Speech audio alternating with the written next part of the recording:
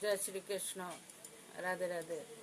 অন্দরমহলে মা যশোদার সাজানো এবং ভগবানকে সেবা দেওয়া সব সম্পন্ন হলো। মায়ের কাছে প্রণাম জানিয়ে বাইরে চলে আসলো ভগবান শ্রীকৃষ্ণ মথুরার উদ্দেশ্যে যাত্রা করবে বলে। বাইরে চলে আসলেই কি ভগবান শ্রীকৃষ্ণ নিজের মন থেকে যাত্রা করতে পারবে না গো। কেননা বাইরে জমেছে হাজার হাজার অসংখ্য ভক্ত শ্রীকৃষ্ণের। গোকুলবাসী, বৃন্দাবনবাসী দূর দূর গায়ের থেকে এসে সেখানে ভিড় জমিয়ে আছে। কেন?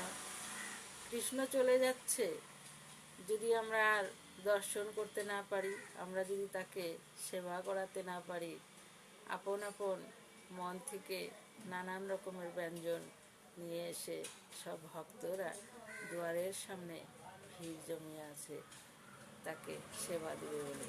জয় শ্রীকৃষ্ণ। রাধে রাধে।